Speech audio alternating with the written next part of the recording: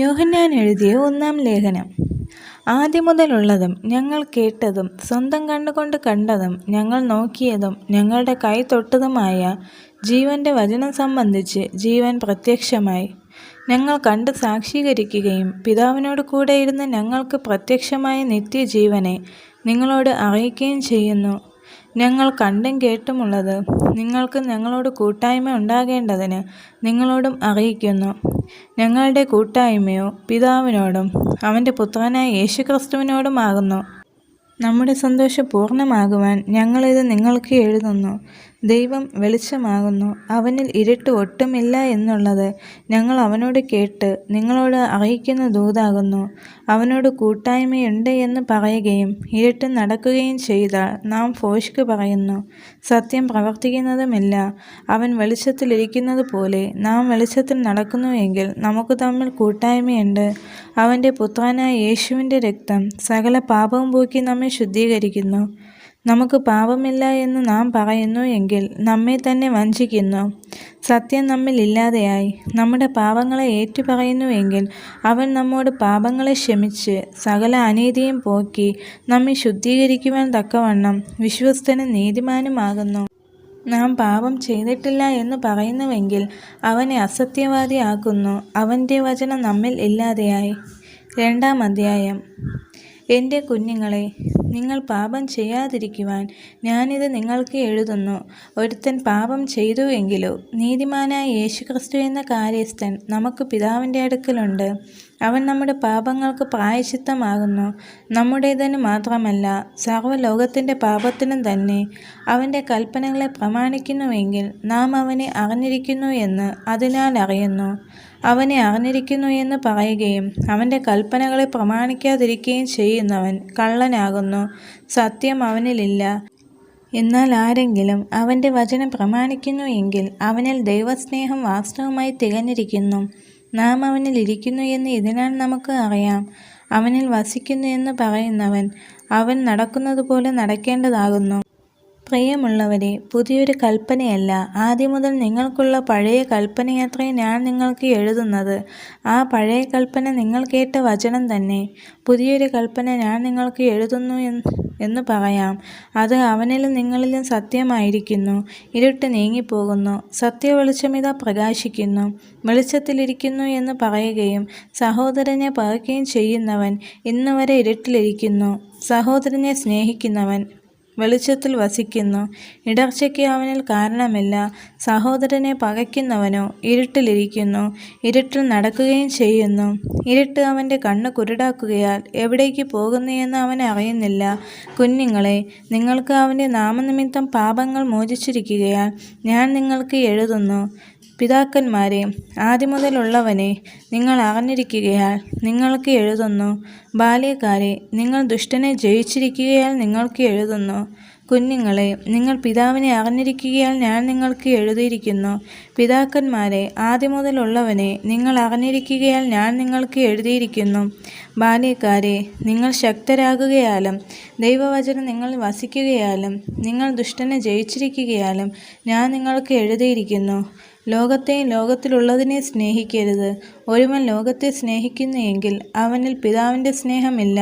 ജഡമോഹം, കൺമോഹം, ജീവനത്തിൻ്റെ പ്രതാപം, ഇങ്ങനെ ലോകത്തിലുള്ളത് എല്ലാം പിതാവിൽ നിന്നല്ല, ലോകത്തിൽ നിന്നത്രേ ആകുന്നു. ലോകവും അതിൻ്റെ മോഹവും ഒഴിഞ്ഞു പോകുന്നു. ദൈവേഷ്ടം ചെയ്യുന്നവനോ എന്നേക്കും ഇരിക്കുന്നു.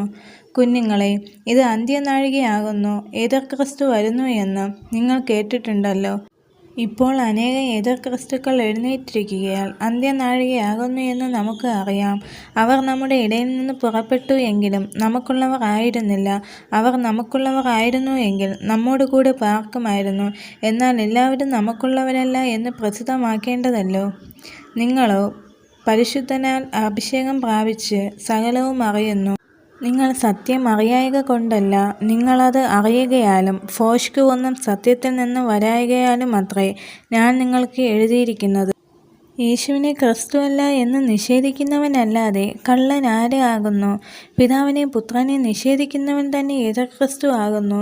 പുത്രനെ നിഷേധിക്കുന്നവന് പിതാവുമില്ല, പുത്രനെ സ്വീകരിക്കുന്നവന് പിതാവുമുണ്ട്. നിങ്ങൾ ആദ്യം മുതൽ കേട്ടത് നിങ്ങളിൽ വസിക്കട്ടെ. ആദ്യം മുതൽ കേട്ടത് നിങ്ങളിൽ വസിക്കുന്നു എങ്കിൽ നിങ്ങൾ പുത്രനിലും പിതാവിലും വസിക്കും. ഇതാകുന്നു അവൻ നമുക്ക് തന്ന വാഗ്ദത്തം, നിത്യജീവൻ തന്നെ. നിങ്ങളെ തെറ്റിക്കുന്നവരെ ഓർത്ത് ഞാൻ ഇത് നിങ്ങൾക്ക് എഴുതിയിരിക്കുന്നു. അവനാൽ പ്രാപിച്ച അഭിഷേകം നിങ്ങളിൽ വസിക്കുന്നു. ആരും നിങ്ങളെ ഉപദേശിക്കുവാൻ ആവശ്യമില്ല. അവൻ്റെ അഭിഷേകം തന്നെ നിങ്ങൾക്ക് സകലം ഉപദേശിച്ചു തരികയാലും അത് ഭോഷ്കല്ല, സത്യം തന്നെ ആയിരിക്കുകയാലും അത് നിങ്ങളെ ഉപദേശിച്ചതുപോലെ നിങ്ങൾ അവനിൽ വസിക്കുവൻ. ഇനിയും കുഞ്ഞുങ്ങളെ, അവൻ പ്രത്യക്ഷനാകുമ്പോൾ നാം അവൻ്റെ സന്നിധിയിൽ ലജ്ജിച്ചു പോകാതെ അവൻ്റെ പ്രത്യക്ഷതയിൽ നമുക്ക് ധൈര്യമുണ്ടാകേണ്ടതിന് അവനിൽ വസിക്കുവൻ. അവൻ നീതിമാനെന്ന് നിങ്ങൾ ഗ്രഹിച്ചിരിക്കുന്നു എങ്കിൽ നീതി ചെയ്യുന്നവനൊക്കെയും അവനിൽ നിന്ന് ജനിച്ചിരിക്കുന്നു എന്ന് നിങ്ങൾ അറിയുന്നു. 3-ാം അധ്യായം. കാണുവിൻ, നാം ദൈവമക്കളെന്ന് വിളിക്കപ്പെടുവാൻ പിതാവ് നമുക്ക് എത്ര വലിയ സ്നേഹം നൽകിയിരിക്കുന്നു. അങ്ങനെ തന്നെ നാം ആകുന്നു. ലോകം അവനെ അറിഞ്ഞിട്ടില്ലായ്ക കൊണ്ട് നമ്മെയും അറിയുന്നില്ല. പ്രിയമുള്ളവരെ, നാം ഇപ്പോൾ ദൈവമക്കളാകുന്നു. നാം ഇന്നത് ആകുമെന്ന് ഇതുവരെയും പ്രത്യക്ഷമായില്ല. അവൻ പ്രത്യക്ഷനാകുമ്പോൾ നാം അവനെ താൻ ഇരിക്കും പോലെ തന്നെ കാണുന്നത് ആകൊണ്ട് അവനെ സദൃശ്യന്മാർ ആകുമെന്ന് നാം അറിയുന്നു. അവനിൽ ഈ പ്രത്യാശയുള്ളവനെല്ലാം അവൻ നിർമ്മലനായിരിക്കുന്നത് പോലെ തന്നെ തന്നെ നിർമ്മലീകരിക്കുന്നു. പാപം ചെയ്യുന്നവനല്ല അധർമ്മവും ചെയ്യുന്നു. പാപം അധർമ്മം തന്നെ. പാപങ്ങളെ നീക്കുവാൻ അവൻ പ്രത്യക്ഷനായി എന്ന് നിങ്ങൾ അറിയുന്നു. അവനിൽ പാപമില്ല. അവനിൽ വസിക്കുന്നവനാരും പാപം ചെയ്യുന്നില്ല. പാപം ചെയ്യുന്നവനാരും അവനെ കണ്ടിട്ടില്ല, അറിഞ്ഞിട്ടുമില്ല. കുഞ്ഞുങ്ങളെ, ആരും നിങ്ങളെ തെറ്റിക്കരുത്. അവൻ നീതിമാനായിരിക്കുന്നത് പോലെ നീതി ചെയ്യുന്നവൻ നീതിമാനാകുന്നു. പാപം ചെയ്യുന്നവൻ പിശാചിൻ്റെ മകനാകുന്നു. പിശാച് ആദ്യം മുതൽ പാപം ചെയ്യുന്നുവല്ലോ. പിശാചിൻ്റെ പ്രവൃത്തികളെ അഴിക്കുവാൻ തന്നെ ദൈവപുത്രൻ പ്രത്യക്ഷനായി. ദൈവത്തിൽ നിന്ന് ജനിച്ചവനാരും പാപം ചെയ്യുന്നില്ല. അവൻ്റെ വിത്ത് അവനിൽ വസിക്കുന്നു. ദൈവത്തിൽ നിന്ന് ജനിച്ചതിനാൽ അവന് പാപം ചെയ്യുവാൻ കഴിയുകയുമില്ല. ദൈവത്തിൻ്റെ മക്കൾ ആരെന്നും പിശാചിൻ്റെ മക്കൾ ആരെന്നും ഇതിനാൽ തെളിയുന്നു. നീതി പ്രവർത്തിക്കാത്തവനാരും സഹോദരനെ സ്നേഹിക്കാത്തവനും ദൈവത്തിൽ നിന്നുള്ളവനല്ല. നിങ്ങൾ ആദ്യം മുതൽ കേട്ട ദൂത് നാം അന്യോന്യം സ്നേഹിക്കണമെന്നല്ലോ ആകുന്നു. കയീൻ ദുഷ്ടനിൽ നിന്നുള്ളവനായി സഹോദരനെ കൊന്നതുപോലെയല്ല. അവനെ കൊല്ലുവാൻ സംഗതി എന്ത്? തൻ്റെ പ്രവൃത്തി ദോഷവും സഹോദരൻ്റേത് നീതിയുമുള്ളതാകൊണ്ടത്രേ. സഹോദരന്മാരെ, ലോകം നിങ്ങളെ പകയ്ക്കുന്നുവെങ്കിൽ ആശ്ചര്യപ്പെടരുത്. നാം മരണം വിട്ട് ജീവനിൽ കടന്നിരിക്കുന്നു എന്ന് സഹോദരന്മാരെ സ്നേഹിക്കുന്നതിനാൽ നമുക്ക് അറിയാം. സ്നേഹിക്കാത്തവൻ മരണത്തിൽ വസിക്കുന്നു. സഹോദരനെ പകയ്ക്കുന്നവനെല്ലാം കൊലപാതകൻ ആകുന്നു. യാതൊരു കൊലപാതകനും നിത്യജീവൻ ഉള്ളിൽ വസിച്ചിരിപ്പില്ല എന്ന് നിങ്ങൾ അറിയുന്നു. അവൻ നമുക്ക് വേണ്ടി തൻ്റെ പ്രാണനെ വച്ച് കൊടുത്തതിനാൽ നാം സ്നേഹമെന്ത് എന്ന് അറിഞ്ഞിരിക്കുന്നു. നാമും സഹോദരന്മാർക്ക് വേണ്ടി പ്രാണനെ വച്ച് കൊടുക്കേണ്ടതാകുന്നു. എന്നാൽ ഈ ലോകത്തിലെ വസ്തുവക ഉള്ളവനാരെങ്കിലും തൻ്റെ സഹോദരന് മുട്ടുള്ളത് കണ്ടിട്ട് അവനോട് മനസ്സലിവ് കാണിക്കാതിരുന്നാൽ ദൈവത്തിൻ്റെ സ്നേഹം അവനിൽ എങ്ങനെ വസിക്കും? കുഞ്ഞുങ്ങളെ, നാം വാക്കിനാലും നാവിനാലുമല്ല, പ്രവൃത്തിയിൽ സത്യത്തിലും തന്നെ സ്നേഹിക്കുക. നാം സത്യത്തിൻ്റെ പക്ഷത്ത് നിൽക്കുന്നവർ എന്ന് ഇതിനാൽ അറിയും. ഹൃദയം നമ്മെ കുറ്റം വിധിക്കുന്നു എങ്കിൽ ദൈവം നമ്മുടെ ഹൃദയത്തേക്കാൾ വലിയവനും എല്ലാം അറിയുന്നവനും എന്ന് നമ്മുടെ ഹൃദയത്തെ അവൻ്റെ സന്നിധിയിൽ ഉറപ്പിക്കാം. പ്രിയമുള്ളവരെ, ഹൃദയം നമ്മെ കുറ്റം വിധിക്കുന്നില്ലെങ്കിൽ നമുക്ക് ദൈവത്തോട് പ്രാഗൽഭ്യമുണ്ട്. അവൻ്റെ കൽപ്പനകളെ നാം പ്രമാണിച്ച് അവന് പ്രസാദമുള്ളത് ചെയ്യുന്നത് കൊണ്ട് എന്ത് യാചിച്ചാലും അവങ്കിൽ നിന്ന് ലഭിക്കും. അവൻ്റെ കൽപ്പനയോ അവൻ്റെ പുത്രനായ യേശുക്രിസ്തുവിൻ്റെ നാമത്തിൽ നാം വിശ്വസിക്കുകയും അവൻ നമുക്ക് കൽപ്പന തന്നതുപോലെ അന്യോന്യം സ്നേഹിക്കുകയും വേണം എന്നുള്ളത് തന്നെ. അവൻ്റെ കൽപ്പനകളെ പ്രമാണിക്കുന്നവൻ അവനിലും അവൻ ഇവനിലും വസിക്കുന്നു. അവൻ നമ്മിൽ വസിക്കുന്നു എന്ന് അവൻ നമുക്ക് തന്ന ആത്മാവിനാൽ നാം അറിയുന്നു. 4-ാം അധ്യായം. പ്രിയമുള്ളവരെ, കള്ളപ്രവാചകന്മാർ പലരും ലോകത്തിലേക്ക് പുറപ്പെട്ടിരിക്കുകയാൽ ഏത് ആത്മാവിനെയും വിശ്വസിക്കാതെ ആത്മാക്കൾ ദൈവത്തിൽ നിന്നുള്ളവയോ എന്ന് ശോധന ചെയ്യുവൻ. ദൈവാത്മാവിനെ ഇതിനാൽ അറിയാം, യേശുക്രിസ്തു ജഡത്തിൽ വന്നു എന്ന് സ്വീകരിക്കുന്ന ആത്മാവൊക്കെയും ദൈവത്തിൽ നിന്നുള്ളത്. യേശുവിനെ സ്വീകരിക്കാത്ത യാതൊരു ആത്മാവും ദൈവത്തിൽ നിന്നുള്ളതല്ല. അത് എതിർക്രിസ്തുവിൻ്റെ ആത്മാവ് തന്നെ. അത് വരുമെന്ന് നിങ്ങൾ കേട്ടിട്ടുണ്ടല്ലോ. അത് ഇപ്പോൾ തന്നെ ലോകത്തിലുണ്ട്. കുഞ്ഞുങ്ങളെ, നിങ്ങൾ ദൈവത്തിൽ നിന്നുള്ളവർ ആകുന്നു, അവരെ ജയിച്ചുമിരിക്കുന്നു. നിങ്ങളിലുള്ളവൻ ലോകത്തിലുള്ളവനേക്കാൾ വലിയവനല്ലോ. അവൻ ലൗകികന്മാർ ആകയാൽ ലൗകികമായത് സംസാരിക്കുന്നു. ലോകം അവരുടെ വാക്ക് കേൾക്കുന്നു. ഞങ്ങൾ ദൈവത്തിൽ നിന്നുള്ളവരാകുന്നു. ദൈവത്തെ അറിയുന്നവൻ ഞങ്ങളുടെ വാക്ക് കേൾക്കുന്നു. ദൈവത്തിൽ നിന്നല്ലാത്തവൻ ഞങ്ങളുടെ വാക്ക് കേൾക്കുന്നില്ല. സത്യത്തിൻ്റെ ആത്മാവ് ഏത് എന്നും വഞ്ചനയുടെ ആത്മാവ് ഏത് എന്നും നമുക്ക് ഇതിനാൽ അറിയാം. പ്രിയമുള്ളവരെ, നാം അന്യോന്യം സ്നേഹിക്കുക. സ്നേഹം ദൈവത്തിൽ നിന്ന് വരുന്നു. സ്നേഹിക്കുന്നവനെല്ലാം ദൈവത്തിൽ നിന്ന് ജനിച്ചിരിക്കുന്നു, ദൈവത്തെ അറിയുകയും ചെയ്യുന്നു. സ്നേഹിക്കാത്തവൻ ദൈവത്തെ അറിഞ്ഞിട്ടില്ല. ദൈവം സ്നേഹം തന്നെ. ദൈവം തൻ്റെ ഏകജാതനായ പുത്രനെ നാം അവനാൽ ജീവിക്കേണ്ടതിന് ലോകത്തിലേക്ക് അയച്ചു എന്നുള്ളതിനാൽ ദൈവത്തിന് നമ്മോട് സ്നേഹം പ്രത്യക്ഷമായി. നാം ദൈവത്തെ സ്നേഹിച്ചതല്ല, അവൻ നമ്മെ സ്നേഹിച്ച് തൻ്റെ പുത്രനെ നമ്മുടെ പാപങ്ങൾക്ക് പ്രായശ്ചിത്തമാകുവാൻ അയച്ചത് തന്നെ സാക്ഷാൽ സ്നേഹമാകുന്നു. പ്രിയമുള്ളവരെ, ദൈവം നമ്മെ ഇങ്ങനെ സ്നേഹിച്ചു എങ്കിൽ നാമും അന്യോന്യം സ്നേഹിക്കേണ്ടതാകുന്നു.